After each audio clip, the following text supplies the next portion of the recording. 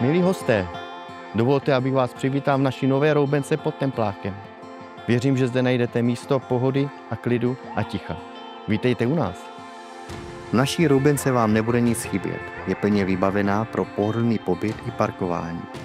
Roubenka nabízí velký společný prostor s kuchyní a 3 útulné místnosti.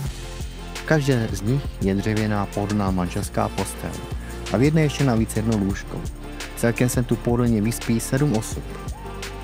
Dominantou je velká terasa kolem celé chaty s výhledem a za ní ohniště s posezením.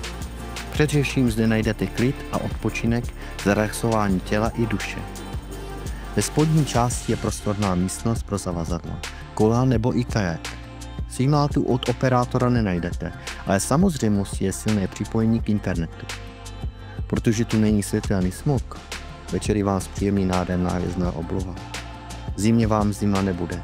Roubenka má podlohové topení a pokud budete chtít více romantiky, tak věřím, že Kacholová kamna budou dobrou volbou pro váš hezký večer s teplým svařeným vínem nebo čajem. V létě naopak budete mít možnost zapnout klimatizaci v každém pokoji.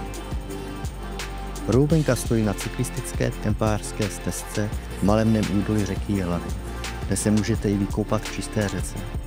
Po cestě najdete i malou hospůdku a o kousek dál z řícího hradu Tempelštín. Kdo se vydá dál na kole nebo autem, dojede až do Dalešic, do známého pivovaru, kde se točil film Postřižený. Vždy jsem si přál vody na dovolenou někde na Roubenku. Nepodařilo se, proto jsem jednu postavil. A já věřím tomu, že když přijedete vy sem, budete se tady cítit velmi dobře. Chcete-li se ubytovat, zavolejte mi, budu tady pro vás.